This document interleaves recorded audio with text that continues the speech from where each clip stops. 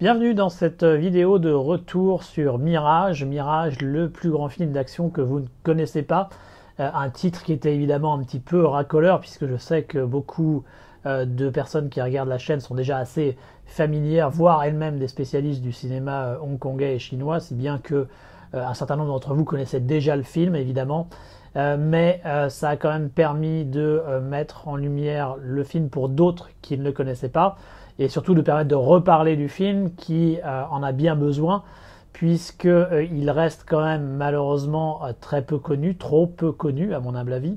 Et c'était tout l'intérêt donc de cette vidéo, de le remettre en lumière, de le faire découvrir à davantage de personnes et j'espère que ça a atteint son but.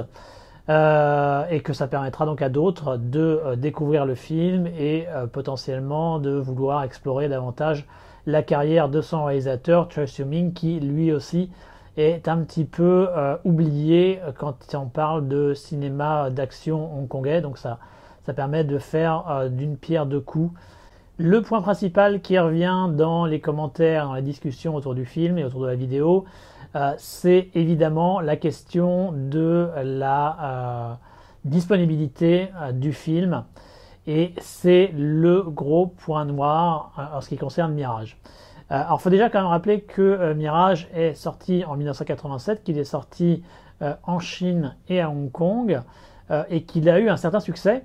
Évidemment maintenant le film, comme j'ai dit, est un peu tombé dans l'oubli, donc on a un peu tendance à oublier qu'il a plutôt bien marché, mais j'ai regardé un petit peu, j'ai vérifié au niveau de mes sources et en 87, donc au niveau du box-office hongkongais en ce qui concerne les films locaux, donc les films hongkongais, il était arrivé aux alentours de la 15e place avec environ 16 millions de dollars récoltés, 16 millions de dollars hongkongais. Ce qui est quand même pas mal, ce qui était plutôt un bon score pour un film de cette nature, un film où il y avait pas grand monde de connus. Yu Hongguang, c'était pas une star à Hong Kong. Choi Siu-ming, lui, était la personnalité la plus connue, mais même si il avait eu un certain succès au cinéma et surtout à la télévision, ce n'était pas quand même une star majeure. Donc, arriver à faire 16 millions de dollars au box-office en 1987, une année où il y a quand même eu beaucoup de films très réussis, très importants qui sont sortis. Donc c'est quand même une bonne performance, une très bonne performance pour Mirage. Mais les choses ont très vite dégénéré malheureusement puisque le film, à partir de là, n'a pas connu vraiment de distribution telle qu'on aurait pu l'espérer. Alors d'après ce que j'ai pu revérifier, il semblerait qu'il n'existe qu'un laserdisc japonais, une VHS britannique doublée en anglais et un VCD sans sous-titres, tout en précisant d'ailleurs que le laserdisc japonais n'a des sous-titres que japonais, évidemment.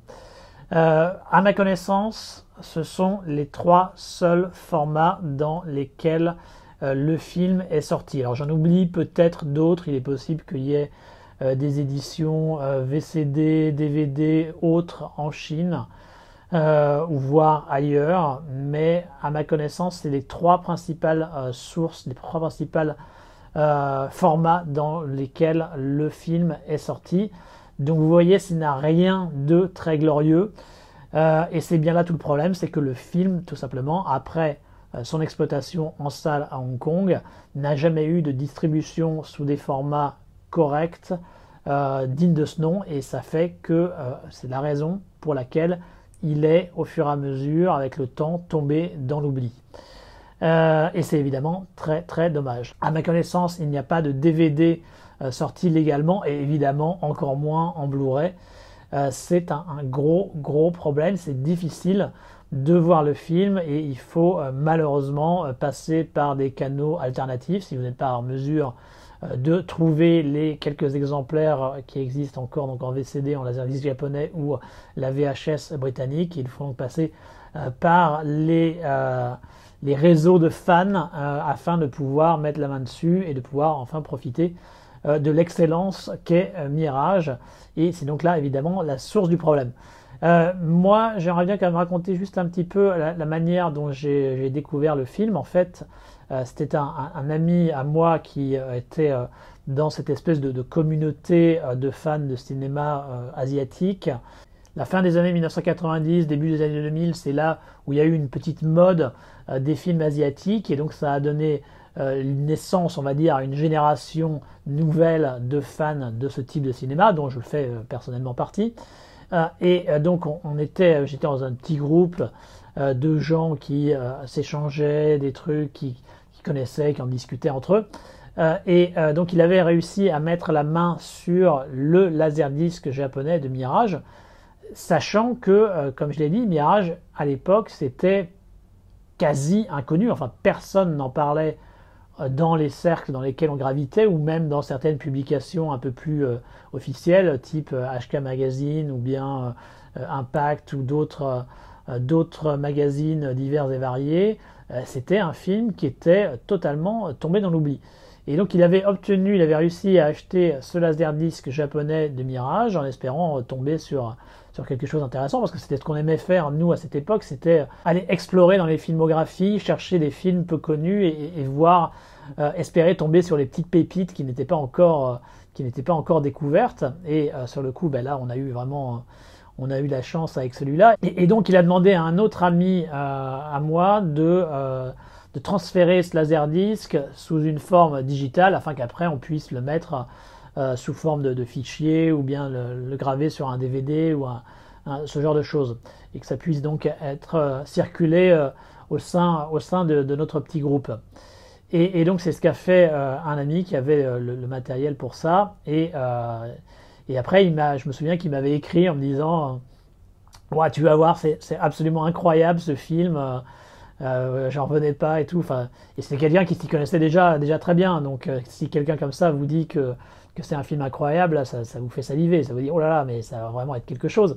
Et donc évidemment, effectivement, quand je l'ai vu, ça a été une révélation, hein. J'ai été extrêmement impressionné par le côté ultra casse-cou des cascades, mais également des combats, et également toute l'ampleur du film. C'est ça peut-être qui le caractérise et qui le définit peut-être davantage par rapport à la concurrence des films hongkongais de l'époque, c'est qu'il avait déjà cette espèce d'échelle supérieure parce qu'il était tourné en Chine et avec donc des paysages impressionnants qu'on voyait pas si souvent à l'époque, avec des centaines de figurants. Encore une fois, c'était des choses qu'on n'avait pas forcément l'habitude de voir dans le cinéma de Hong Kong, et donc Mirage était vraiment très très impressionnant à ce niveau si on le replace dans son époque. La version, évidemment, donc étant donné que c'était un rip du laserdisc japonais, c'était une version sans sous-titres. Donc on l'a regardé sans sous-titres, on a quand même pu apprécier parce que l'intrigue se laisse suivre, mais évidemment ça gagne à avoir des sous-titres. Alors maintenant, la version qui a l'air de tourner sur les réseaux me semble être justement un rip du laserdisc. Je suis vraiment interrogatif, je me demande si c'est notre rip à nous ou si c'est un rip de quelqu'un d'autre. Je n'ai pas la réponse, mais je ne serais pas forcément surpris que ce soit notre rip qui est finalement qui soit mis à circuler. Et des fans ont fait par contre des sous-titres, donc ce que nous n'avions pas.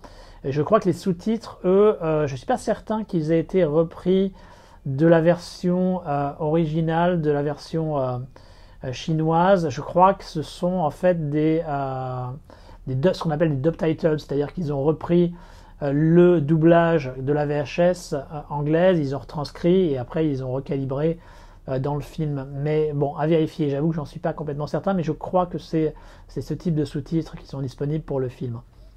Évidemment, après avoir fait cette découverte de Mirage et de Choi Ming en général, je me suis dit qu'il fallait voir un peu plus de ces films, et j'ai regardé un certain nombre des autres films qu'il avait fait. Alors comme j'en parle dans la vidéo, c'est plus inégal en ce qui concerne le reste de sa filmographie, mais je vais y revenir un petit peu après. J'ai fait la vidéo environ 2 mois avant qu'elle soit publiée, et durant cette période, évidemment, comme j'ai dit, mon but c'était de faire davantage connaître le film, et puis je me suis dit, mais pourquoi pas essayer de faire en sorte qu'il sorte sur un véritable format digne de ce nom, dans une belle copie, qu'on puisse enfin vraiment le redécouvrir à sa juste valeur, et c'est comme ça à mon avis qu'il devrait être découvert.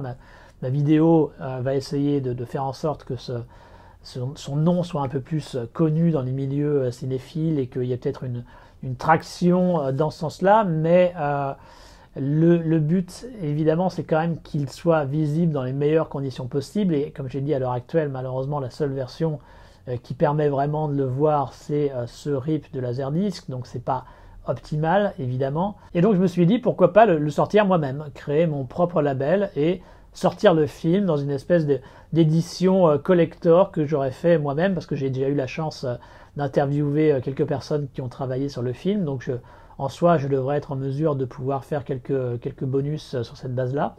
Et donc voilà, je me suis dit ça serait super. Donc tentons le coup, et je me suis renseigné en ce qui concerne les droits. J'ai contacté quelqu'un dans la principale compagnie qui gère les droits pour les films qui étaient produits en Chine continentale à cette époque. Et c'est là que malheureusement ma belle idée d'entreprise, ma belle idée de création d'entreprise s'est cassée la gueule, parce qu'on m'a répondu que non, ils n'avaient pas les droits de Mirage. Et à partir de là, j'ai été bloqué, j'ai fait chou blanc. Et je pense que c'est là en fait toute la source du problème pour Mirage, c'est que les droits sont visiblement tombés dans une espèce de zone grise. Je pense que c'était plusieurs compagnies de mainland qui avaient produit le film à l'époque, et que celles-ci soit s'en sont totalement désintéressées, soit ont dû mettre la clé sous la porte, si bien que je crains que les droits de Mirage aient un peu disparu. Et c'est pour ça en fait que aucune édition décente n'est sortie depuis la fin des années 80, donc depuis les fameuses trois éditions dont j'avais parlé au début de cette vidéo. Et je pense que voilà, c'est ça la source du problème, c'est qu'en fait personne ne sait à qui appartiennent les droits, et qu'à partir de là, c'est évidemment très difficile de pouvoir remonter à la source, de pouvoir trouver qui les a et les acquérir. D'autant plus que même si on arrivait à les acquérir, je crains que ça doit être très difficile d'obtenir un master à peu près correct pour un film de cette nature, parce que ça a dû être un peu perdu également. Donc tout ça fait que je ne suis malheureusement pas optimiste du tout concernant une éventuelle ressortie de Mirage dans des bonnes conditions, en Blu-ray, en DVD ou sous je ne sais quel autre format. Et malheureusement, moi, ma propre initiative en ce sens a été très rapidement bloquée, et donc j'ai dû abandonner cette idée à grand regret. Je ne désespère pas, peut-être qu'un jour j'aurai un tuyau qui m'indiquera que voilà, telle personne en fait a les droits de Mirage, contactez-les, et que ça puisse se faire un jour, mais je n'y mets pas ma main au feu. Je crains quand même que Mirage reste ce film quasi impossible à regarder, en tout cas de manière légale, et qu'il faudra se contenter pour encore très très longtemps de la version RIP Laserdisc qui traîne dans les bas-fonds du net. Et encore une fois, c'est vraiment très très dommage.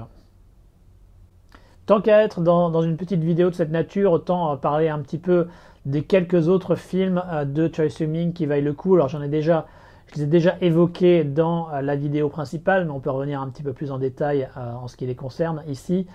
Les premiers films qu'il a fait en indépendant et à la Shaw Brothers sont malheureusement pas incroyables. Ça se laisse regarder, hein, c'est pas désagréable, mais c'est vrai qu'on ressent pas l'enthousiasme, le génie de la mise en scène et du côté casse-cou qui allait être sa marque de fabrique dans la seconde moitié des années 1980. Donc vous pouvez évidemment y jeter un œil, mais c'est pas incroyable.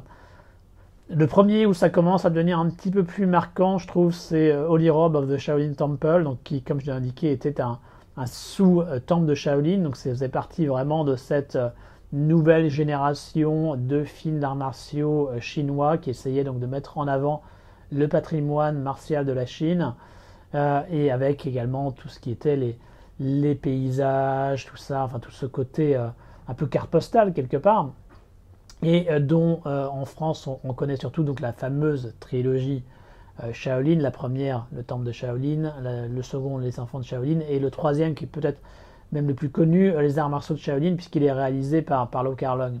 Les trois avec Jet Li.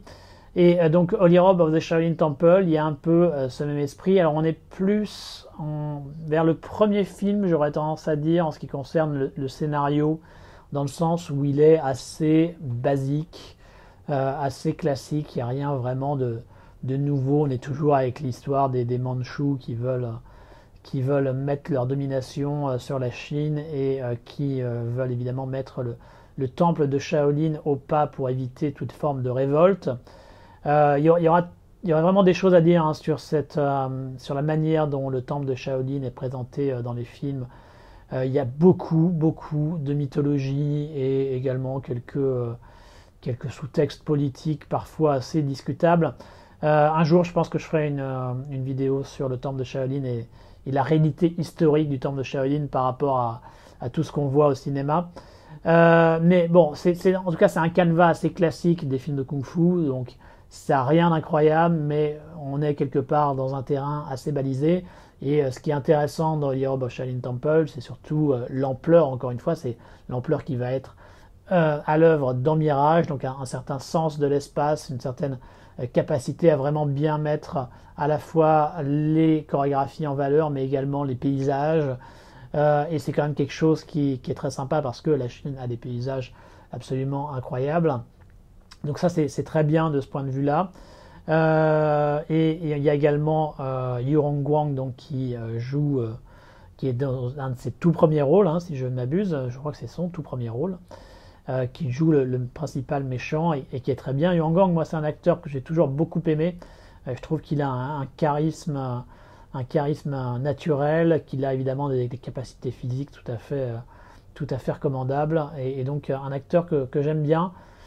Qui est peut-être arrivé trop tôt, hein, parce que c'était un de ces acteurs de Chine continentale à une époque où le cinéma de Hong Kong était la force dominante, c'est-à-dire que s'il y a un Yu Rongguang qui apparaissait aujourd'hui en Chine, il aurait probablement beaucoup plus d'opportunités de travail en tant que héros en Chine proprement dit. Alors il a quand même réussi à trouver sa niche puisqu'il a fait les méchants dans de multiples films hongkongais durant la période des années 90, donc c'est pas une mauvaise chose en soi.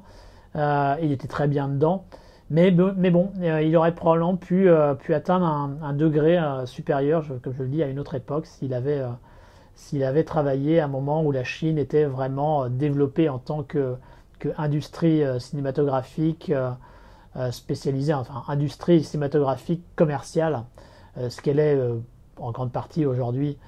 Bien plus qu'elle ne l'était en tout cas dans le début des années 1980.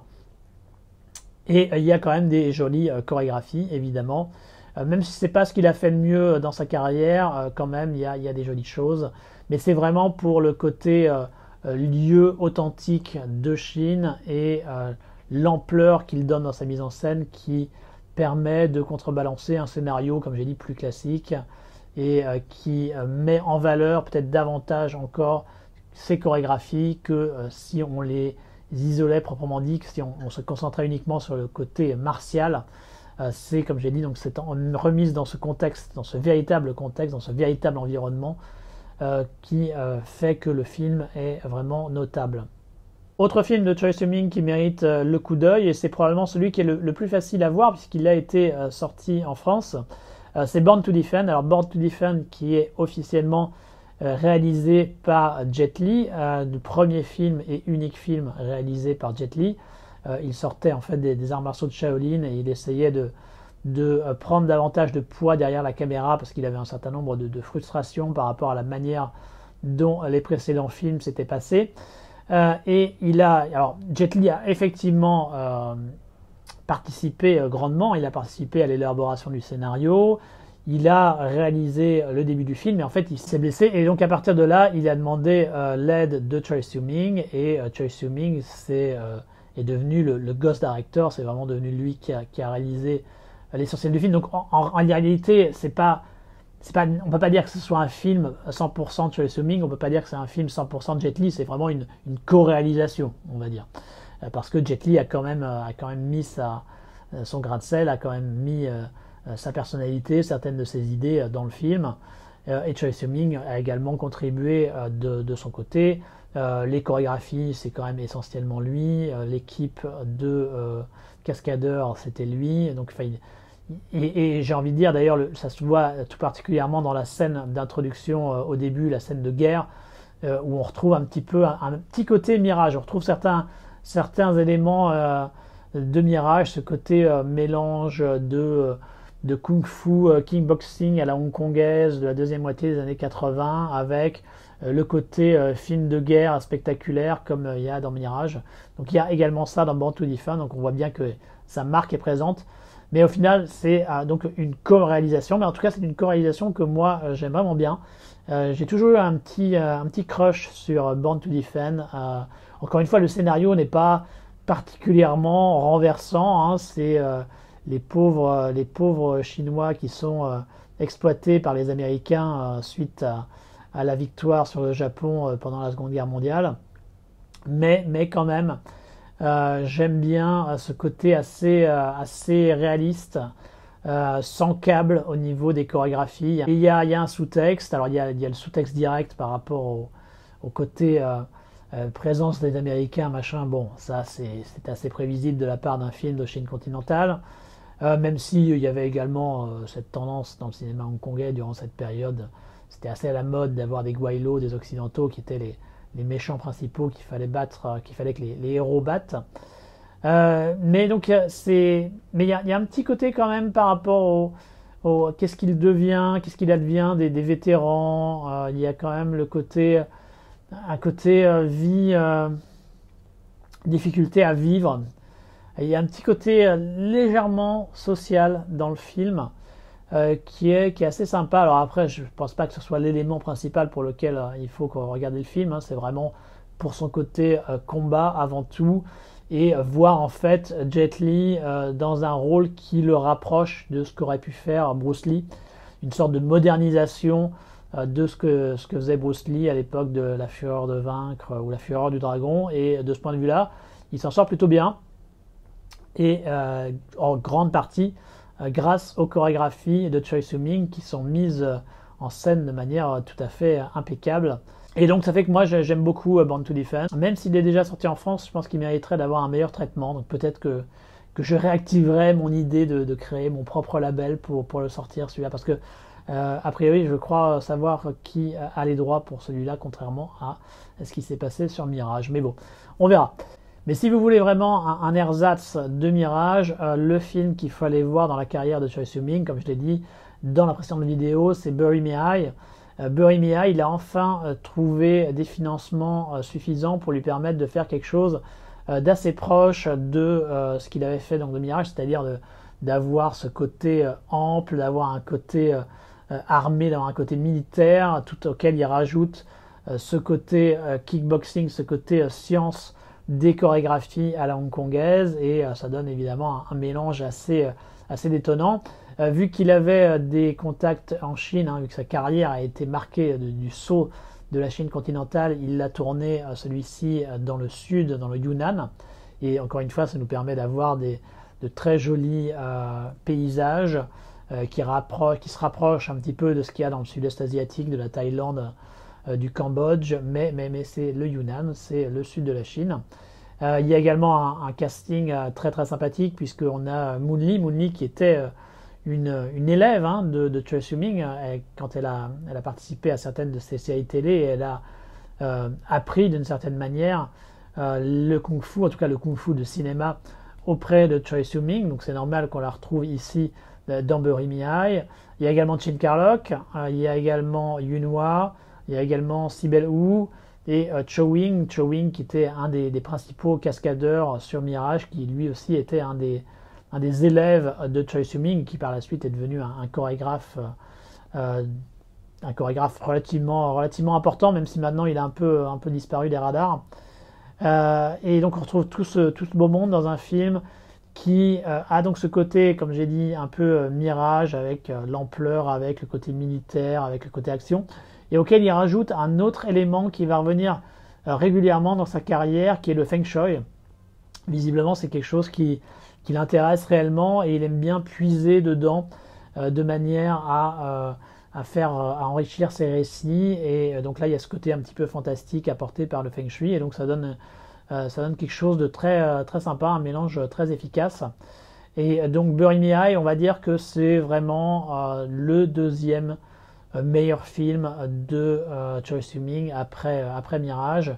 Et il a un avantage également, c'est que si je ne me trompe pas, il était coproduit par la Golden Harvest, et donc il était en tout cas disponible assez facilement à une certaine époque. Ça a peut-être un peu changé depuis, mais enfin, en tout cas il y avait un DVD. Et donc lui, pour le coup, on peut espérer qu'il continuera à être édité dans une version encore meilleure, dans un master, peut-être un master HD un jour. On peut en tout cas l'espérer. Logiquement, en tout cas, il devrait y avoir la possibilité, le matériel pour ça. Si après avoir découvert Mirage, vous voulez rester un peu dans le même registre, c'est vers Bury Me High qu'il faut que vous vous orientiez. Et le dernier film intéressant, alors lui un petit peu entre deux eaux, dans la carrière de Choi Soo-min, c'est Champions, c'est le dernier film majeur qu'il ait fait, qui essayait de mélanger petite histoire et grande histoire. Alors c'était au moment où il y avait les Jeux Olympiques de Pékin, donc on était dans cette zone, je ne sais plus si c'était avant ou après, mais en tout cas il y avait cette dynamique autour des Jeux Olympiques, et c'était le principal élément du sujet, avec des personnages qui veulent rentrer et qui veulent représenter la Chine aux Jeux Olympiques du début du XXe siècle, et la volonté également de faire en sorte que le wushu devienne un sport olympique. Et comme je disais, c'est un film qui est assez inégal parce que toute cette facette olympique est malheureusement un peu nulle. Les principaux acteurs, les héros et héroïnes ne sont pas très convaincants, tout spécialement malheureusement les deux actrices principales. Et ça, c'est vraiment un gros problème. Ça n'aide pas à crédibiliser ce qui est proposé à l'écran. En plus, du côté des garçons, on a droit à Dickie Chung. Alors, Dickie Chung, c'est un sous-Stephen Chow qui a eu sa petite popularité dans les années 90, mais qui, quand je dis sous, c'était vraiment un sous-sous, hein, un sous-sous Stephen Chow, et qu'il a essayé de se réinventer en étant dans un rôle sérieux et dans un rôle d'action. Et il est que à moitié convaincant. On sent qu'il essaye, c'est bien, mais bon, ça reste Dickie Chung, hein, c'est difficile quand même de le faire passer pour un grand maître d'action. Et à côté de ça, lui, il a également comme partenaire Semiu, qui était le petit garçon dans My Father is a Hero et New Legend of Shaolin, et donc qui a bien grandi, et qui évidemment lui est très bien d'un point de vue martial, mais c'est pas lui qui a le rôle principal, donc quand il est question d'action, évidemment il assure, il n'y a pas de problème, mais bon, est-ce qu'il a vraiment la carrure d'un héros? C'est pas forcément gagné.